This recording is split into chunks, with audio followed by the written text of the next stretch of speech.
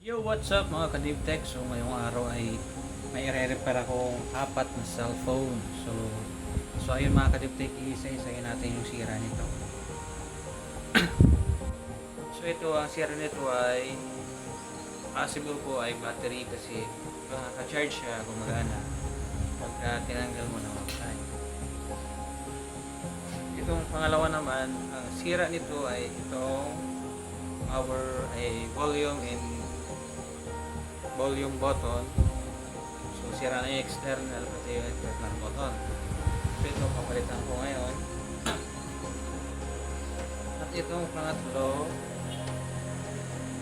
sira naman ito ay ang daming ads na nangyayari sa cellphone na to. So maraming naka-download na application. Yung kasi ang nagkakos ng ads. Kaya nag-download ka ng mga unknown application or mga clone. And then itong pangatlo, nagcha-charge to pero kahit anong pindot mo sa power button, hindi siya nag-on. So possible po itong button lang naman ang papalitan yung internal button. Then mga ka-DeepTech, kung may mga sira kayong ganitong cellphone at sa tingin nyo kaparehas dito sa aking gagawin ngayon, so panoorin nyo kung paano natin gawin.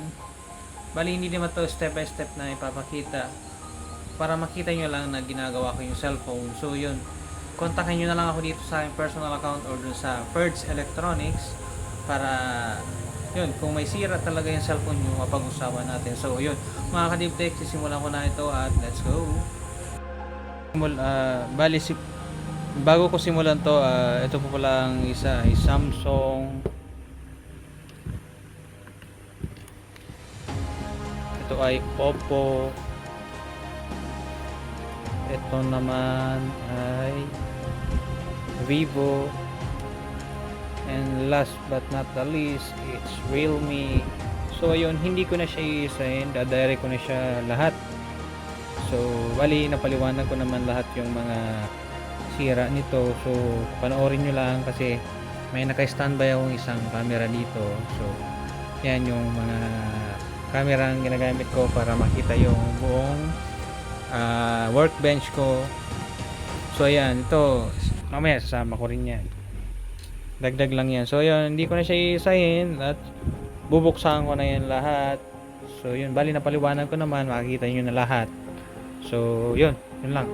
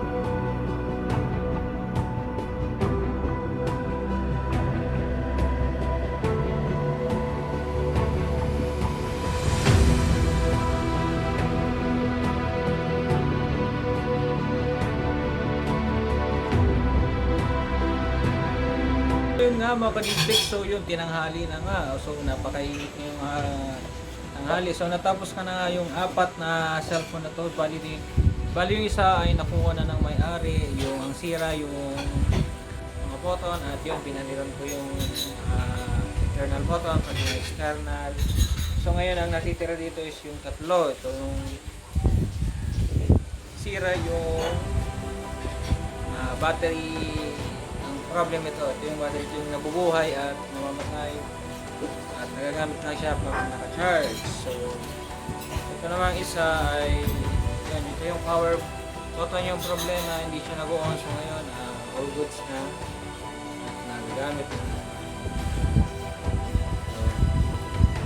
So yun, pinalitan ko to yung inayos ko yung pindutan, yung external, and then yung connection ay dinirect ko na kasi once na nilagyan ng tornilyo at hindi gumagana, tinanggal ko na rin yung connector pin. So yung isa, ito yung ang problema nito, ito yung may ads.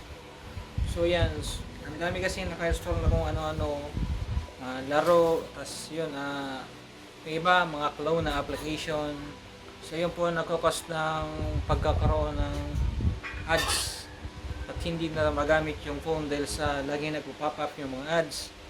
So yun, ang pinakalas na ginawa ko after tanggalin yung mga application na hindi naman ginagamit, i-reset ko yung settings niya para ma-refresh lahat. So yun mga ka-DivTech, kung may mga ganito kayong sira na cellphone at tingin nyo kaparehas dito, yun, pwede nyo dalihan dito at or i-chat nyo ako doon sa aking personal account, yun sa Ferds Electronics, at pag-usapan natin yan dito kung